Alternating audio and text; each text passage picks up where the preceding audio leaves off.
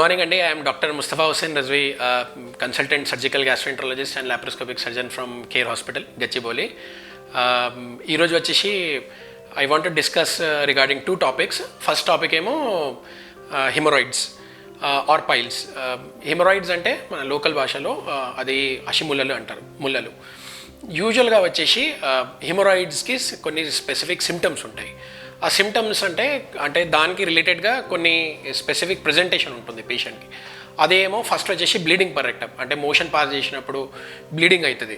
Motion pass చేసినప్పుడు ఒక 2-3 drops ఏమంటే మోషన్లో బ్లడ్ పడుతుంది. అది యూజువల్గా వచ్చేసి మోషన్ పాస్ చేసిన తర్వాత ఉంటుంది. స్ప్లాష్ ఇన్ ద ప్యాన్ అంటారు. అంటే మోషన్ పాస్ అయిన తర్వాత ఒక 2-3 డ్రాప్స్ ఏమో టాయిలెట్ సీట్ ఏదో ఉంటుంది, దానికి స్టెయిన్ అవుతుంది. ఇది ఏమో ఒక క్రానిక్ సిమ్టమ్ లాగా ఉంటుంది. అంటే కొన్ని నెలల నుంచి ఏమంటే నడుస్తూ ఉంటుంది. దానివల్ల పేషెంట్కి ఏమంటే రక్తం హిమోగ్లోబిన్ తగ్గిపోవడం అనేది, లేకుంటే హిమోగ్లోబిన్ తగ్గిపోవడం వల్ల కొంచెం వీక్నెస్ రావడం అనేది జరుగుతుంది. అది కాకుండా ఆ ముల్లలకి నెగ్లెక్ట్ చేస్తే ఆ ముల్లలు పెద్దగా అయిపోయి ఆ జారి ఏమంటే ఆ మోషన్ దారులకి వెళ్ళి బయటికి వచ్చి స్టక్ అయిపోతుంది. దానికి ప్రొలాప్స్ హెమరాయిడ్స్ అంటారు. ఆ ప్రొలాప్స్ హెమరాయిడ్స్కి సివియర్గా ఉన్నప్పుడు పెయిన్ రావచ్చు, సివియర్ ఇన్ఫెక్షన్ రావచ్చు, లేకుంటే ఆ ముల్లలు ఏమంటే ఇన్ఫెక్ట్ అయ్యి పస్ వచ్చి కూడా ఛాన్సెస్ ఉంటుంది. అది లేట్ స్టేజ్. ఇనిషియల్గా వచ్చేసి ఓన్లీ ఏమంటే మోషన్లో బ్లీడింగ్ అవుతుంది. That is the common presentation A patients come to the doctor. ఆ ముల్లలు ఏమంటే చాలా రీజన్స్ ఉంటాయి అది అవడానికి. ముల్లలు మీన్స్ ఏదో అక్కడ మోషన్ దారి దగ్గర మన రక్త నరాలు ఏదో ఉంటాయి, అవి ఉబ్బిపోతే దానికి అషిముల్లలు అంటారు. ఆ నరాలు ఎందుకు ఉబ్బుతాయి, దానికి చాలా రీజన్స్ ఉంటాయి. ఫస్ట్ ఏమంటే మోస్ట్ కామన్ రీజన్ వచ్చేసి కాన్స్టిపేషన్. అంటే మోషన్ గట్టిగా పాస్ చేయడం వల్ల, ఒక 2-3 డేస్కి ఒకసారి మోషన్ పాస్ చేయడం వల్ల ఆ రెక్టమ్ అంటే ఆ లార్జ్ ఇంటెస్టైన్, పెద్ద పేగు ఏదో మోషన్ దారికి ఎక్కడ కనెక్ట్ అవుతుంది ఆ భాగంని రెక్టమ్ అంటారు. ఆ రెక్టల్ ప్రెషర్ ఇంక్రీజ్ అయిపోతే, ఆ కాన్స్టిపేషన్ వల్ల రెక్టల్ ప్రెషర్ ఇంక్రీజ్ అయిపోతే కంటిన్యూస్గా పేషెంట్స్ స్ట్రెయిన్ చేస్తారు, ప్రెషర్ పెడతారు. ఆ ప్రెషర్ పెట్టడం వల్ల ఆ ప్రెషర్ రేజ్ అయిపోయిన తర్వాత ఆ నరాలు ఏదో ఉంటాయి బాగా ఉబ్బిపోతుంది. నాకు సింపుల్గా ఎగ్జాంపుల్ ఇస్తాను. ఇప్పుడు సపోజ్ కొంతమంది జిమ్కి వెళ్తారు. ఆ జిమ్కి వెళ్ళిన వాళ్ళకి ఇప్పుడు మీరు లేకుంటే ఆ ఫేస్ చూసుకుంటే ఈ నరాలు ఏదో ఉంటాయి బాగా ఉబ్బి ఉంటుంది. Because of the continuous pressures ఆ నరాలు ఏమంటే బాగా థిక్గా అయిపోతుంది. కానీ అంత నరాలు థిక్ అయిపోయిన తర్వాత కూడా పేషెంట్స్కి బ్లీడింగ్ ఏమవ్వదు. బికాస్ ఆ నరాల పైన ఒక థిక్ స్కిన్ ఉంటుంది. ఆ చర్మం ఏమంటే ఆ నరాలకి కవర్ చేస్తుంది. దానివల్ల అక్కడి నుంచి బ్లీడింగ్ రావడం అనేది ఉండదు. కానీ ఆ మోషన్ పాస్ చేసిన ప్లేస్లలో స్కిన్ ఉండదు. ఆ థిన్ మ్యూకస్ మెంబ్రేన్ లేయర్ ఉంటుంది, బాగా థిన్ ఉంటుంది. సో కాన్స్టెంట్ ప్రెషర్ ఇంక్రీజ్ అవ్వడం వల్ల, కాన్స్టిపేషన్ వల్ల, ప్రెషర్ అప్లై చేయడం వల్ల నరాలు ఉబ్బిపోతే ఆ నరాల నుంచి బ్లీడింగ్ రావడం అనేది జరుగుతుంది. Because there is no thick skin to protect the leakage of the blood. That is the reason ఆ ముల్లలు ఏదో ఉంటాయి ఆ కాన్స్టిపేషన్ ఉన్న వాళ్ళకి, ఎక్కువ ప్రెషర్ పెట్టి మోషన్ పాస్ చేసిన వాళ్ళకి కామన్గా చూస్తాం. కొంతమందికి ఓన్లీ కొన్ని డ్రాప్స్ పడి ఆగిపోతుంది, పెద్దగా హామ్ ఏమి ఉండదు. కొంతమంది పేషెంట్స్కి క్రానిక్ ప్రాబ్లం ఇంక్రీజ్ అవుతూ ఉంటుంది డే బై డే. కొన్ని నెలల తర్వాత బ్లీడింగ్ చాలా అంటే హెవీగా లాస్ అయ్యి, ఒక క్రానిక్ ఫేస్లలో లాస్ అయ్యి హిమోగ్లోబిన్ తగ్గిపోతుంది. దానివల్ల వీక్నెస్ రావడం అనేది జరుగుతుంది, కళ్ళు తిరుగుతాయి, వీక్నెస్ ఉంటుంది. అది ఇనీషియల్గా అట్లా ఉంటే డాక్టర్కి ఏమంటే కన్సల్ట్ అవ్వాలి. డాక్టర్ ఏం చేస్తారు, ఓపీడీలో హిస్టరీ అంతా డీటెయిల్గా అడుగుతారు.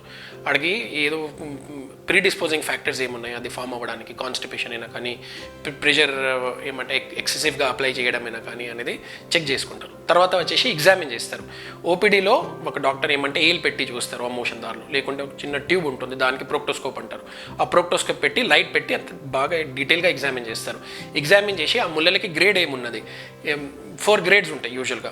గ్రేడ్ 1 అనేది జస్ట్ బ్లీడింగ్ రావడం, గ్రేడ్ 2 అనేది ముల్లలు కొంచెం పెద్దగా ఉంటాయి, గ్రేడ్ 3, గ్రేడ్ 4 అంటే ఆ జారీ ఏమంటే మోషన్ దారులకి వెళ్ళి బయటికి స్లిప్ అయి బయటికి వచ్చేస్తే దానికి గ్రేడ్ 3 అండ్ గ్రేడ్ 4 అంటారు.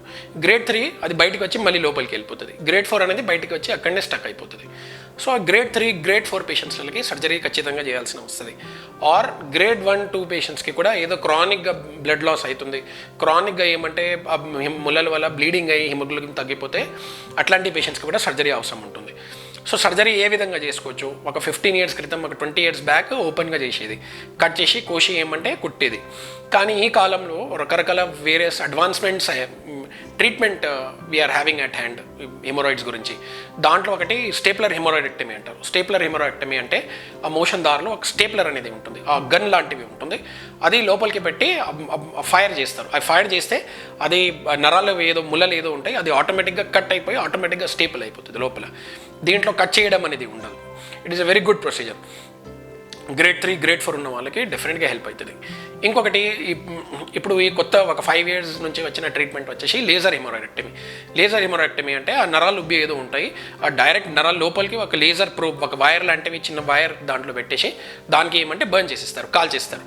ఆ కాల్ చేస్తే అది బ్లాక్ అయ్యి అది ఆటోమేటిక్గా షట్ ఆఫ్ అయిపోతుంది. So these 2 are the advance treatments which we are seeing of late for the 5 to 10 years. సో ఈ సర్జరీస్లకి అడ్వాంటేజ్ ఏముంటుందంటే ఇది కటింగ్ అనేది ఉండదు అండ్ బాగా నీట్గా అయిపోతుంది. కొన్నిసారి మనం డే కేర్ లాగా కూడా చేసుకోవచ్చు. మార్నింగ్ వచ్చి అడ్మిట్ అయ్యి సర్జరీ చేయించుకుంటే ఈవినింగ్ లేకుంటే నెక్స్ట్ డే కల్లా మనం పేషెంట్కి డిశ్చార్జ్ చేయగలుగుతాం. ఇది వచ్చేసి ట్రీట్మెంట్ పార్ట్ అయిపోయింది. కానీ ఈ ముళ్ళకి మన హెమరాయిడ్స్కి అవాయిడ్ ఎలా చేయాలి? డయట్లో వచ్చేసి ఫైబర్ కంటెంట్ ఎక్కువ ఉండాలి. కాన్స్టిపేషన్ అవాయిడ్ చేయాలంటే సెడెంటరీ లైఫ్ స్టైల్ ఉండకూడదు. ఎక్కువసేపు ఒక ప్లేస్లో కూర్చొని పని చేయడం, ల్యాక్ ఆఫ్ ఫిజికల్ యాక్టివిటీ ఉండడము, ఆర్ వాటర్ తక్కువ తాగడం వల్ల మోషన్ హార్డ్గా ఫామ్ అవుతుంది. ఎక్సెసివ్గా వెస్టర్న్ డైట్ తీసుకోవడం, high spicy and oily food or non veg ఎక్కువ తీసుకుంటే మోషన్ హార్డ్ ఫామ్ అవుతుంది. ఆ హార్డ్ మోషన్ పుష్ చేయడానికి ప్రెజర్ అప్లై చేయాల్సి వస్తుంది.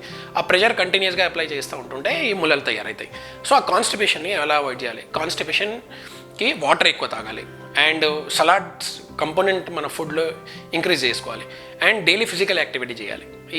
మనం ఈ 3 ఫ్యాక్టర్స్ని మనం కొద్దిగా కాన్సన్ట్రేట్ చేసి బాగా ఇన్ బ్యాలెన్స్ డైట్ అయినా కానీ ఫిజికల్ యాక్టివిటీ మనం బాగా రెగ్యులర్గా డైలీ ఫిజికల్ యాక్టివిటీ చెక్ చేస్తే యూజువల్గా హెమరాయిడ్స్ అనేది ఫామ్ అవ్వదు. ఆర్ ఒకసారి ఫామ్ అయిన తర్వాత కూడా ప్రతి ఒక్క హెమరాయిడ్స్ పేషెంట్స్లకి సర్జరీ అవసరం ఉండదు. ఏదో ఒక రేర్ పేషెంట్కి గ్రేడ్ 3 ఉన్న గ్రేడ్ 4 ఉన్న పేషెంట్స్కి సివియర్ బ్లీడింగ్ అయిన పేషెంట్స్కే సర్జరీ అవసరం పడుతుంది. ఫామ్ అయినా కూడా మనం ట్యాబ్లెట్స్తో అయినా కానీ డైలీ లైఫ్ స్టైల్ మోడిఫికేషన్తో అయినా కానీ డైట్తో అయినా కానీ మనం ఫామ్ అయినా కూడా దానికి మనం కంట్రోల్ చేయగలుగుతాం. థ్యాంక్ యూ అండి.